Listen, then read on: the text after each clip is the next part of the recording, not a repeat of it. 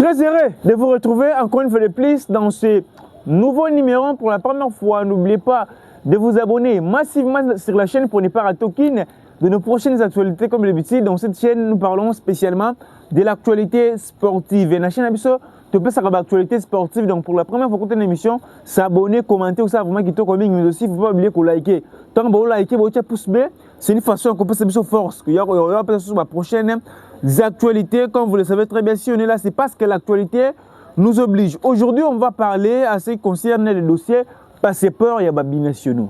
Parce que actuellement, nous voulons les binationaux. C'est les rêves de tous les Congolais.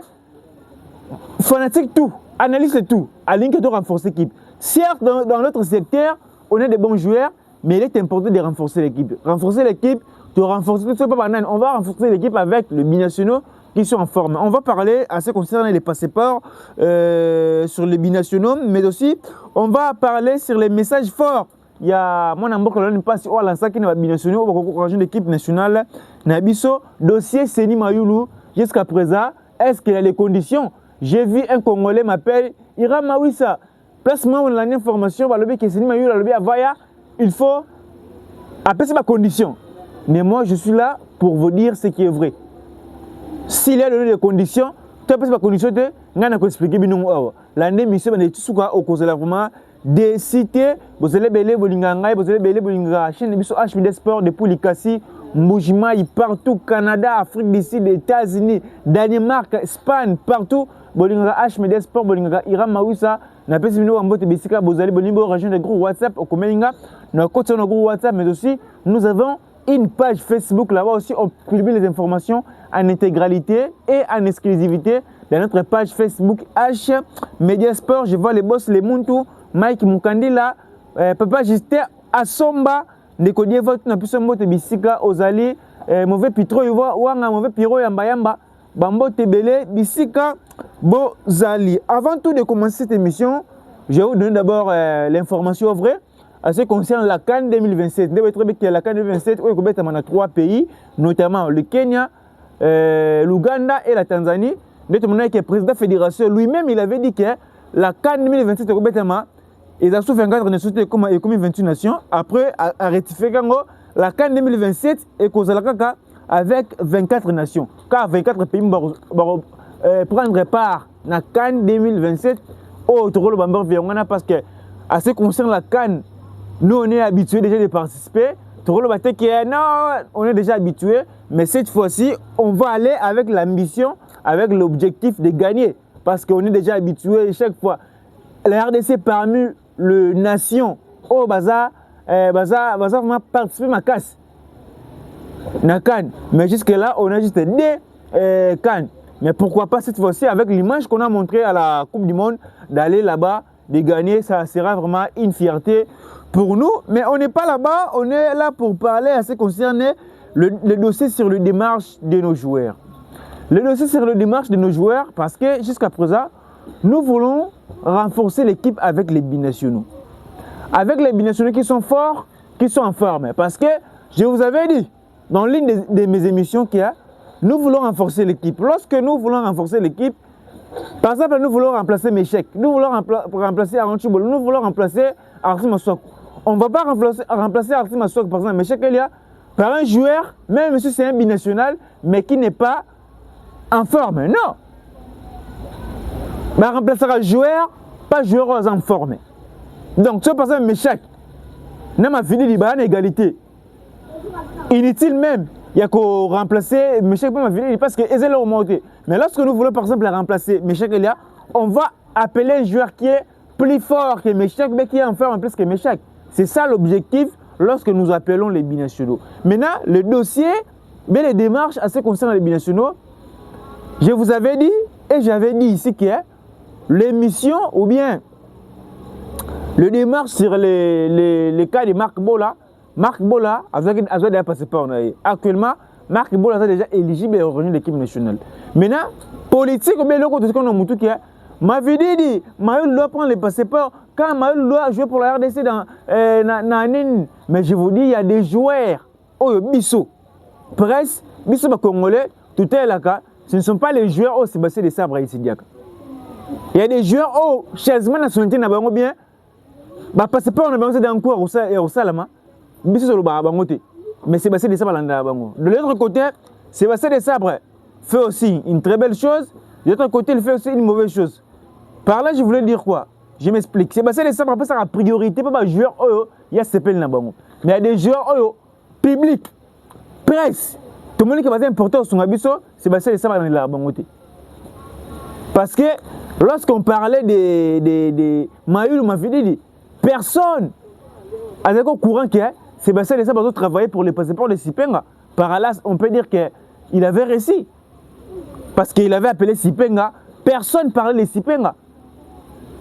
On parlait toujours de Mayulu, de Bakwa, de Mafididi, mais le coach administre la mission Sipenga. Par là, je voulais dire quoi? Il y a des joueurs entraîneurs, de la coulisse, il y a des joueurs au Toloba, Sébastien Desabre de la bangote. Mais c'est aussi une mauvaise chose. Par rapport à Nini, quand tu as le joueur local à Mayulu, exemple, Fort Mazaki dans un club. Surtout l'année précédente, saison précédente. Donc, on comprend que Mayulu c'est un joueur qui a aidé Bissou. On doit être clair. Mais à la dernière minute, c'est l'information, tu vois que Seni Mayulu n'a jamais été contacté. Seni Mayulu n'a jamais été contacté. Ni par la fédération, ni par le coach Sébastien Desabre. À la dernière minute. Mais notre souhait, ils en ont dit, ils ont contacté les joueurs. Les joueurs ne peuvent pas manifester volonté. Parce que les joueurs vont manifester volonté, il faut poster que drapeau RDC. Non, la dernière fois, je vous avais dit que Mayulu avait posté une photo sur Instagram à Jean Nzembo RDC, Nzembo Lingala. Ce sont des messages qui sont. Mais jusqu'à présent, notre contacteur Bangote, c'est ça le problème. Je vous dis ça à chaque fois. Bien, binational au monde arawana. Au monde a posté photo RDC ou bien les qui TV qui na émission moi non, un jour je rêve jouer pour le RDC, mais jusqu'à présent, je n'ai jamais été contacté ni par le coach ni par la fédération. C'est déjà une façon de relancer un message. Ceux qui binationaux, pardon, c'est à nous directement de prendre la responsabilité. Parce que va lancer des messages. Michel Ange me le couche à l'Obango P. À Voya. N'a pas l'Obango qui Anthony Moussaba. Lui aussi, il avait parlé de ça. Ce sont des gestes au Bassala. Bango professionnel. Baroya te que oh coach ne faut sélectionner Bango. Bango va sortir médiatique et repousser Bisso te contacter Bango. C'est ça. À ce qui concerne les binationaux. Donc pour la démarche des binationaux, je vous dis qu'il y a des joueurs actuellement qui démarchent au Salam. Bon, la surprise. Bon, pour nous, une surprise parce que Willy Kambola, à part les signes de Boumaï, Willy Kambola démarche n'est pas peur d'arrêter de Siping. Malheureusement, ils ont blessé. Il y a un processus un peu compliqué. Mais jusqu'à présent, démarche n'a pas peur de l'ango. Tokum Sapenzambe a enchaîné. Le roi saisonnier, soit ça la Villarreal, soit c'est l'ango saison ils ont bénéficié pour Nabiso. Na match après saison, Natala qui match Nabango, il avait aussi joué. C'est bien. À convaincre Pep, à la tête stylée parce que Villarreal va jouer la Ligue des Champions. Les joueurs comme information va prêter, bah joueur va prêter à mon qui tombe au mingité. De la même manière, on a un beaucoup de saison Dynamo Zagreb, oh Montpellier. Alors, Augsbourg, on a un projet. Il y a un entraîneur à Augsbourg. Ce sont des questions qu'on devrait se poser. Donc, il y a un joueur qui va prêter ça la bien. Willy Kambola, c'est un bon joueur. Oyo, démarche n'est pas dans les Larango. Dans les Larango déjà. Lui, celui qui s'est bandit, il a enchaîné des matchs à Zanabi au mois de septembre. C'est Willy Kambola. Raison pour laquelle Tolingi P. Bajam Moussoussou. Bon, on sait le moment des démarches. Parce que même si tu as sélectionné Bangoti, bon, ça l'a été. Mais le plus important, tu vois que le joueur il est déjà éligible ou bien il a déjà la nationalité sportive congolaise, c'est tout. C'est ça notre objectif. Bah, accepter bien ça d'être éligible à remettre. Pour te éviter lobby en Zambie. Les joueurs qu'on néglige, lobby Real Madrid, tant qu'on a pour ça, on passe pas parce que comme éligible RDC comme Real Madrid, peut-être c'est trop tard. Il y a une démarche de joueur Moussous. Joueur comme Jordi Makengo. C'est un bon joueur, c'est un bon latéral. Mais on donne la priorité à Marc Boula. C'est pas grave. Mais on peut donner directement le passeport ou bien on peut cette nationalité sportive congolaise. Par là, tu vas bloquer. Alors, en fait, c'est une équipe nationalité. Tout est d'ailleurs bloqué par FIFA. Même si tu as sélectionné le loté. Mais le plus important, à sa nationalité sportive congolaise.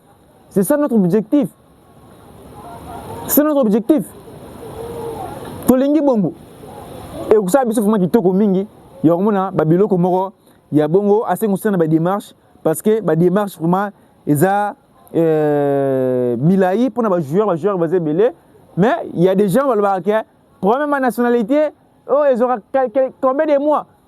Même avant la calme, avant la Coupe du Monde, tu as entendu représenter les binationaux. C'est parce que ça va ser Moussane qui toko. Les binationaux sont sélectionnés bango. Ça combien de. Et ça là, pour la nationalité bango, c'est là comme changement de nationalité bango. Et ça là, on se belé 5 jours. Changement de nationalité. Si on belé 5 jours, tu as avec Stronquès contre le Cameroun. Avec Michel Jolicouche contre le Cameroun. Dans 5 jours, joueur à cause de nationalité, à cause de nationalité, à cause de éligible pour le RDC. Mais si tu as processus la politique, mais aussi les messages forts de Léon Mpassi à ce qui concerne les binationaux. Léon Mpassi, il avait dit on a besoin des binationaux qui évoluent dans les grands clubs qui ont envie de représenter les pays. Ça veut dire que beaucoup, ils ont joué dans d'autres sélections jeunes avant de représenter la RDC. À féliciter Bango. Même pas sur lui-même, il est conscient que nous avons besoin de binationaux, surtout que je suis dans des grands clubs. Là, il passe. Lui-même, il est au courant que nous avons besoin de binationaux, surtout dans les grands clubs. Il y a moi qu'il faut aussi des grands clubs. Par là, vous allez comprendre ce qu'on a vu dernièrement. Mais lorsque vous avez des joueurs, vous avez des grands clubs. Même si vous êtes à Portugal, France, vous avez influencé. À toi, vous avez influencé. Vous avez Bellingham, vous avez influencé. De la même manière, tout le monde peut contre la Coupe du Monde. Les gens ont influencé parce que vous avez un grand club. Je le vois, ça dit que tout le monde a un million d'Angleterre. Il a joué contre l'Arsenal Bahreïn si on a bêti. Ça va bêti. Mouka, il a joué contre le Paris Saint-Germain. Vitine, Mouka Bank, c'est. Nous voulons des binationaux, surtout avec les grands clubs. Dans les grands clubs, ce sont d'une façon, on comprend qu'il y a un Youlouana. Baya. Tant que je vais grand club, mais ça je vais ma case. Parce que je le roi Mayou le peut soyer. Nous voyons baraté. Binationaux, belé, baroya, pessus. De la même manière, ton moni Mouka, Sadi Kaye. Et le ministre binationaux, il était un joueur exceptionnel. Je pense qu'il avait la chance de jouer la Coupe du Monde. Mais à Boyan, ça soit à peu près 4 ans. Pas mettre un RDC. Arriver à Sadi comme ça, bon. Ce que imaginez-vous arriver à Bamayou ou à l'équipe nationale, ils en ont. Même pas sur lui-même, il est au courant de ça. Mais, Tolingi va jouer dans un grand club, mais quand tu as un mercato, tu as un salama, et tu as un mingité. Je vais mettre un grand club, ça peut être stylé. Ils ont dit que mettre un grand club, on va combattre un grand club, on va rater. Non, ce sont des choses au plus de sauter. De la même manière, on passe aussi. Dans le statut, c'est lui le gardien titulaire. Mais nous, on ne peut pas rester avec un gardien titulaire, même s'il fait de très belles performances, mais un gardien de club. C'est aussi un grand problème. Moi, je vous dis, c'est un grand problème. Pas s'il a fait des coupes exceptionnelles. Mouton ou critiquer, jamais. Mais on ne peut pas aussi rester avec un gardien ou un gardien de club dans la sélection titulaire. C'est à lui aussi de prouver dans son club pour enchaîner le match. Ce n'est pas que performance dans la Coupe du Monde, c'est la même performance dans la prochaine compétition, même s'il n'est pas en forme, même s'il est embatté. Non. Il doit chercher à prouver qu'il y aura un club titulaire et que c'est la Roma qui toko mingi. Qui toko côté kuna, à ce qui concerne les messages de Léon Mpassi aux binationaux. Dossier Seni Mayulu. Seni Mayulu, c'est un joueur au Bistodingi. Pourquoi? Nous avons cet exemple arrivé et aux bénéfiques pour Nabiso. Et ça bénéfique. Binationaux, il peut sur l'équipe nationale, mais aussi c'est un joueur à aider Bisso. C'est un joueur au hasard parfait. Quand on va parfait, ça limité. Avec un 9. abetaka 10, abetaka 2. Il n'y a aucun joueur, il n'y a aucun médailleur congolais. Bon, disons, il n'y a aucun joueur congolais. On a une sélection congolaise.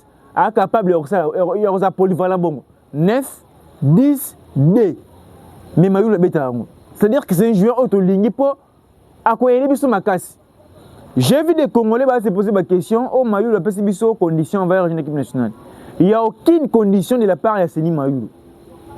Il n'y a aucune condition. Parce que tu mets les balles à condition, parce que Mayou va y aller comme un capitaine. Non, Mayou a le bon côté. Est-ce que Bisson te pousse le paiement naé? Toligné, est-ce que tu pousses le paiement naé? Est-ce que Bisson presse? Fédération ou bien entraîneur à Bisson? Je ne pense pas. Parce que ça, Bangonde, il ne faut pas pousser. Pemben, il y a joueur. C'est un projet. Ce c'est un projet. Par là que le joueur peut accepter de jouer pour la RDC. Parce que la façon dont on a joué la Coupe du Monde, on a montré une très belle image. Dans l'image qu'on a montrée, cela prouve déjà que ce que pousse Pemben naï. Alors, vous appelez Naïda dans l'équipe nationale. Surtout plus, Moutefona faut charge de Sébastien Desabre. Parce que c'est lui le sélectionneur manager équipe. Malgré tout, on a le mais à un rôle, il faut ça mais avec notre joueur, ce n'est pas le cas. Parce que Mayulu, c'est un Congolais. Azan noir, Mayulu. À mon un Français.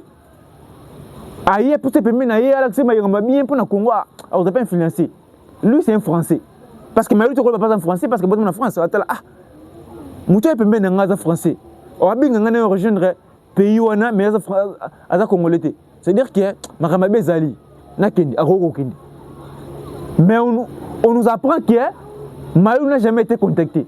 C'est aussi le problème. C'est aussi le problème. On doit continuer avec Mayou Louana. N'est-ce pas Mayou Louaye? Hein? Mayou Louaye. Tu viens de bon Louaye. Ah, papa. Bah, piquer le Wana Moutoussa, mais un peu trop beau, ça n'a pas mouti. Ah, Robert, c'est équipe, tu es musique. Et il n'y a pas comme le roi 9. Et à moi, il y a des milliers. Et à moi, il y a des milliers. Tout le monde a la chance de remplacer Bissaka. Il y a un idée. Il est parfait. Il est parfait. Et ça, l'une des raisons de ligner Aya, l'équipe nationale. Tout ça clair. C'est l'une des raisons de ligner une équipe nationale. Pourquoi aider Bissou? C'est à nous de prendre les choses au sérieux. Il y aura plus à péminer. Parce que, même le président de la République, le président de la fédération maintenant va contacter. Le président de la République a un joueur à Paris Saint-Germain. Est-ce que le président de la République a un vestiaire dans la finale de la Ligue des Champions? Joueur à Portugal a dévoilé. Il n'y a aucun Congolais au courant. Or, je suis membre famille président ou bien moi si naïna banaï. Mais or, il n'y a aucune personne au courant. Tu auras une intervention, il y a Gonzalo Ramos, qui est le président de la République. Il y a RDC dans le vestiaire. Le président de la République a souvent un joueur Wana, il y a Paris Saint-Germain. Tout ça, moi, je chance sur Wana. Mais tu dois toujours en retard, il pousse à payer. Ce sont des problèmes, il faut tout l'andi. On doit être sérieux dans les propos de Bissou. On doit être cohérent dans les propos.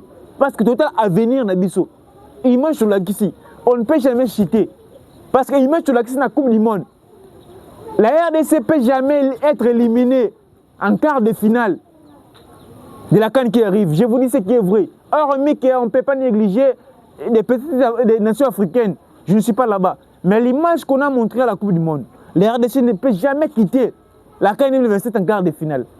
Surtout si on appelle encore les binationaux, on va renforcer l'équipe. Ça sera bénéfique pour nous. Ce sont des choses qu'on doit mettre en tête. Raison pour laquelle tu vas mettre un moutou, tu vas prendre un Mayulu, c'est important. Tu vas dire que Mayulu, il y a une équipe nationale, Bissaka peut le battre, Bissaka, aujourd'hui, Bissaka, c'est parmi les joueurs les plus aimés par les Congolais. Mais tu vois que Bissaka, Angleterre, bien, foutre. De la même manière, Congolais, Mayulu. Mais nous, on n'est pas là-bas. Nous, l'objectif, c'est de renforcer l'équipe. Il y aura bien des jeunes joueurs. Surtout, Mayulu, on a hormis ma performance, tout à fait jeune, avant jeune joueur. Si on peut balancer l'âge de nos joueurs, Nabili mo bote la pena CAN 2030, Coupe du monde 2030. Ce qui est joueur en akaka. Toke musikate parce que tout le monde conséquence avec des joueurs plus âgés, Coupe du monde ezaki bien te. Ba bakambu tout le monde bango. Ba âge pe mutu sali handicapé bango. Ce que to mettre ba âge bakambu na mitu. To bet calcul en 2030, la majorité ba joueurs belé na équipe nationale actuelle, na mitu ba comme na âge en 2030. Bon on a une Coupe du monde c'est le côté. Raison pour laquelle nous venons à chaque fois pour parler sur le dossier des binationaux, surtout les jeunes joueurs. Bayo rajoute d'équipe, surtout les jeunes joueurs. Les jeunes joueurs. Parce que je veux voir Sadiki. Trop le bon côté parce que le est vouloir ou pas, en 2030, soit à Moukola en a 27 ans, Mouka ou Moukou. C'est à nous directement de prendre la responsabilité. Il y a bien binationaux, il y a une équipe nationale. Tu vois que c'est bon projet parce que c'est pas jeune. Au bon dit. Tout c'est la attaque est joueur comme son dernier non. Tout est là joueur, club dans son bêta. Tout pousse non pembe naï.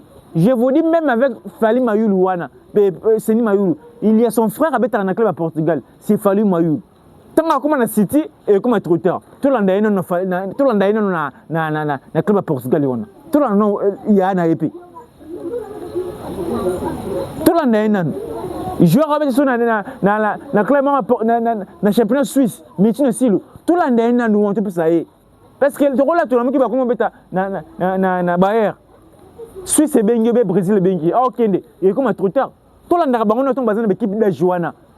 À tout à sélectionner mon nom, tu peux se dans la nationalité sportive congolaise. Pour te lobby en Zambie. N'est-ce pas, oh, tu es lobby en Zambie. C'est ça notre objectif. C'est ça notre objectif pour une équipe nationale. Tant que tu as la vérité, tu as la vérité, tu critiquer, non. Si Bakam ne mérite plus, tu vas mériter, on va appeler un joueur qui mérite. Actuellement, on doit lever la politique dans une équipe à côté. Ah, on est bon, je ne sais pas, boulot à ça. Donc, on a quoi engager Moutou. On a travaillé dans Moutou à aider ma casse. On a mon sur ma capacité. Donc, soit pas Bounay, on a assez la ngaï, non, non, futaye na monika asu makasite na ku écarter na sous mutu moko ba makasi nto tsape na ba bengo so ngolo so banini abeti ou bien selinga musala. C'est ça notre objectif. On doit rester cohérent, conscient na ma propre na biso parce que nous sur le oyo le plus important tout ça en plus que musika tout comme le top 3 parce que na ba temps oyo ba né oyo Sénégal est dans top 3, RDC est dans top 3. Par 2015-2017, Sénégal a dans top 5. Mais aujourd'hui, Sénégal a battu 3 finales Coupe d'Afrique. Sénégal est deuxième en Afrique.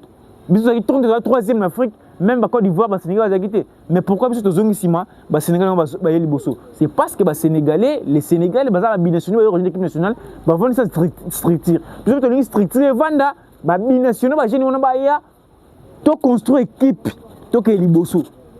Tant que binational peut ma casse baya à chaque fois on a jouer bandoya c'est même toi te mettre mutu boye na ba émission na biso dans autre rôle ba bref ya mwana mukolo lelo bozaki belé et on a biso partout dans le monde bolunga Iram Mawisa bolunga H Media Sport je vois les boss les muntu Mike Mukandi là papa François Katamba de Côte tout mauvais Pitro Iwanga mauvais Pierrot yamba bambote belé biska bozali bo commenter bo s'abonner bo partager. Et ça, comment qui te combine, bah soutien à Binope ça bien, numéro 1 pour Ben Payra Maouissa. Soit à moi l'Europe, Sombata Pepe, ou bon Bangapé, tu dis histoire à Kongomani, Ningo Lobazate. Sinon, portez-vous bien, gardez le sourire, faites-vous plaisir avec votre argent car les problèmes de la vie ne finiront jamais. Merci, à la prochaine.